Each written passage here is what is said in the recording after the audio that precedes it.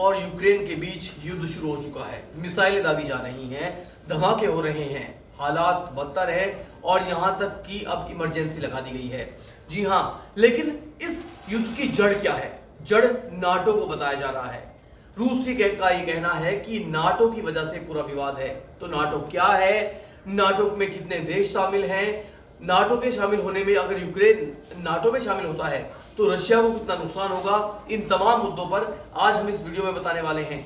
अगर आपको यूक्रेन और रशिया के युद्ध के बीच पूरी जड़ तक जाना है, पूरी हर अपडेट को पता करना है, तो ये वीडियो पूरा देखिएगा, आपको सब कुछ समझ आ जाएगा।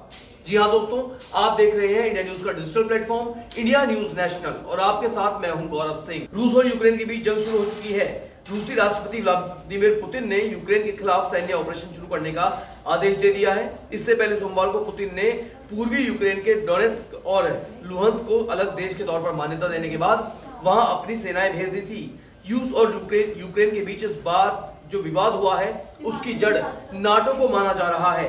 नाटो यानी नॉर्थ अटलांटिक ट्रीट ऑर्गेनाइजेशन, जिसे 1949 में शुरू किया गया था। यूक्रेन नाटो में शामिल होना चाहता है, लेकिन रूस ऐसा नहीं चाहता है, क्योंकि फिलहाल नाटो में 30 देश शामिल हैं और इसका जो प्रमुख है, प्रेसिडेंट है, वो अमेरिका है। तो रशिया नहीं चाहता है कि यूक्रेन भी नाटो में शामिल हो जाए। अगर यूक्रेन नाटो में शामिल होता है तो उसके जो हथियार हैं और जो सैन्य चीजें हैं, वो सारी फौजें रशिया के बॉर्डर तक आने में कामयाब हो पाएंगी। रूस को लगता है कि अगर यूक्रेन नाटो में शामिल हुआ तो नाटो देशों के सैनिक और ठिकाने के उसकी सीमा के पास आकर खड़े हो जाएंगे। लेकिन सवाल यह है कि रूस नाटो से इतना चिढ़ता क्यों है? इसे समझने के लिए पहले नाटो क्या है ये समझना बहुत जरूरी है। तो अब हम आपको समझाते हैं कि आखिर नाटो क्या है। ये जो नॉर्थ ईस्ट डील है ये आखिर है क्या? 7 दशक पुरानी जो संधि है, ये क्या संधि है, जरा इसे समझ लीजिए बड़े ध्यान से। दरअसल 1939 से 1945 के बीच दूसरा विश्व युद्ध हुआ था। इसके बाद सोवियत संघ ने पूर्वी यूरोप के इलाकों से सेनाएं हटाने से इनकार कर दिया था। 1948 में बर्लिन को भी घेर लिया गया। इसके बाद अमेरिका ने सोवियत संघ की विस्तारवादी नीति को रोकने के लिए 1949 में नाटो की शुरुआत की। जब नाटो बना तब इसके 12 सदस्य देश थे, जिसमें अमेरिका के अलावा Britain, France, Canada, Italy, Netherland, Iceland, Belgium, Luxembourg, Norway, पुर्तगाल और डेनमार्क शामिल हैं। आज नाटो में 30 देश शामिल हैं। नाटो एक सैन्य गठबंधन है जिसका मकसद साझा सुरक्षा नीति पर काम करना है। अगर कोई बाहरी देश किसी नाटो देश पर हमला करता है तो उसे बाकी सदस्य देशों पर हुआ हमला माना जाएगा और उसकी रक्षा के लिए सभी देश आपस में आगे आएंगे। तो ये तो आपने समझा कि आखिर नाटो क्या है। नाटो एक ऐसी संधि है जिसमें जितने भी देश शामिल हैं उन सबकी सुरक्षा को साझा करना, यानी नाटो में शामिल किसी भी देश पर अगर हमला होगा तो उसकी सुरक्षा के लिए बाकी 29 देश भी साझा तौर पर ऑपरेशन शुरू कर देंगे और उसकी रक्षा करने के लिए तैयार हो जाएंगे। तो रशिया नहीं चाहता है कि यूक्रेन भी उसका हिस्सा बने। अब रशिया यूक्रेन से इतना चिढ़ता क्यों है? अब जरा ये सुन लीजिए।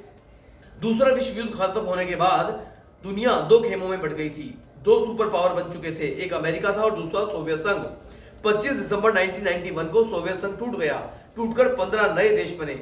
ये देश थे Armenia, Azerbaijan, Belarus, Estonia, Georgia, Kazakhstan, Kyrgyzstan, ये सब देश थे। सोवियत संघ से बिखरने के बाद दुनिया में अमेरिका एकमात्र सुपर पावर बन गया।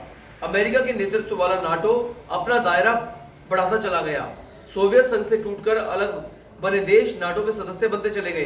2004 में एस्टोनिया, लातविया और लिथुआनिया नाटो में शामिल हो गए। 2008 में जॉर्जिया और यूक्रेन को भी नाटो में शामिल होने का न्योता दिया गया, लेकिन दोनों देश सदस्य नहीं बन सके। तो रूसी राष्ट्रपति पुतिन नाटो के विस्तार आपत्ति जता चुके हैं। पिछले साल दिसंबर में उन्होंने कहा था कि हमने साफ कर दिया है कि पूरब में नाटो का विस्तार मंजूर नहीं है। अमेरिका हमारे दरवाजे पर मिसाइलों के साथ खड़ा है। अगर कनाडा या मैक्सिको की सीमा पर मिसाइलें तैनात कर दी जाएं तो अमेरिका को कैसा लगेगा?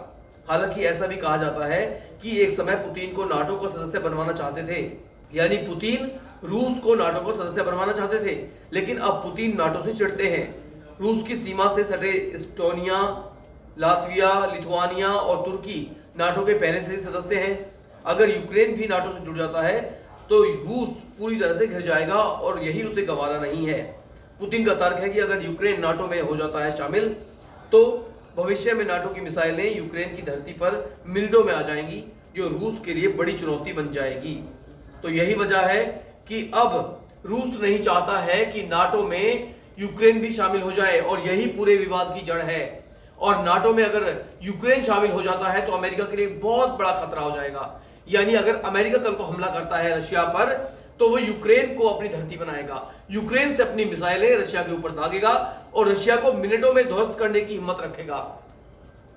तो दोस्तों, जिस तरह से हमने आपको बताया है कि सिर्फ एक नाटो को लेकर किस तरीके से एक बड़ा विवाद शुरू हो चुका है, और ये विवाद अब युद्ध में बदल चुका है, और युद्ध में क्या कुछ नुकसान होगा इसकी पूरी पल पल की अपडेट्स हम आपको लगातार देते रहेंगे।